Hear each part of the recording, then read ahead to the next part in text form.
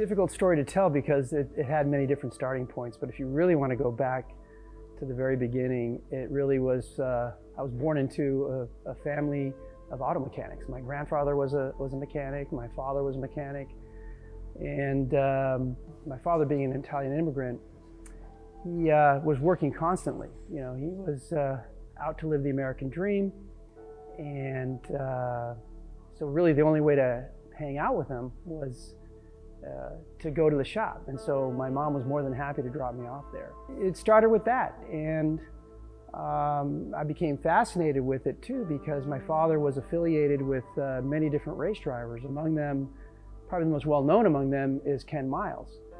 But he had many other mechanics who were part-time racers work with him. So there were always race cars at the shop, Alfa Romeos and Fiats and MGs and things like that.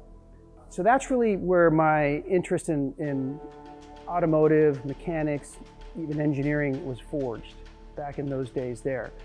Then that was in the 60s, and then as we moved to the 70s, he had an Alfa Romeo dealership, and then he got into the parts business, and which was rather a fluke. He got into the parts business because the Alfa Romeo dealer network was out of a particular rear main filter back in 1972. We were on vacation in Italy in 1972, right before the summer holidays. And in Italy back then, especially during the summer holidays, people just shut down for 1 month. There was no getting anything done anyway, anyhow. So, but right before this one factory shut down, it was Vispa, was the name of the company.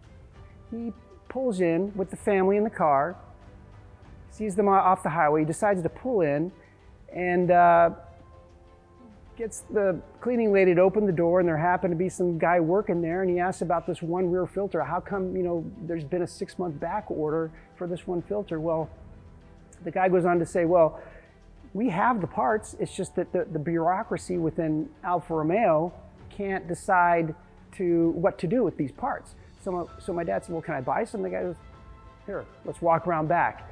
So we walk around back to the warehouse, and there's this mountain of parts, and the guy says, how many do you want? And so just like that, my dad was in the parts business.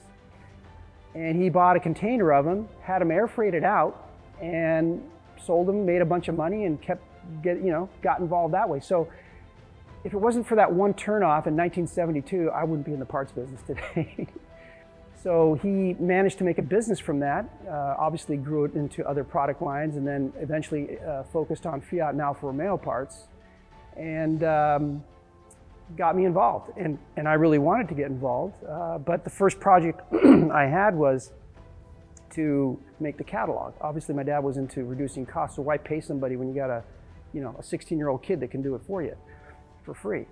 So that was me, and I produced his first catalog back in 1976 for Alfa Romeo parts, and that's where I got used to, the understanding of cataloging, as well as going so often as I did to Europe with my father about purchasing and sourcing. And that was really the best education that anyone could receive. I mean, hands-on experience like that is so valuable, and I recommend it for anyone, by the way. I mean, obviously there's a lot you can learn in school, but there was nothing like that experience that could ever prepare me for what I ended up doing, the rest of my life. And so my father actually helped me out get involved with a parts store, which he started, called Auto Specialty. And I kind of went along reluctantly, but I did go along, and I kind of found my place there. And as I started working within the company, I found that there were things to improve upon. And because of my mechanical nature, I can look at the part and say, well, wait a minute, this part's the same as this one, so why don't we consolidate these? And so I did, whether it was with brake pads or master cylinders and things of that nature, drums and rotors. If a part had an extra set screw that this one didn't, it's like, well, let's just carry the one with the extra set screws. It's going to work for this one, right? With our program that I developed, you would carry far fewer parts on the shelf, and your inventory would turn faster, fewer dollars on the shelf, so you can make more money with less with less inventory. So that was really the key to auto specialty success. It was at that point in time where I met up with the boys at R1, who I've known for many years, having been their supplier.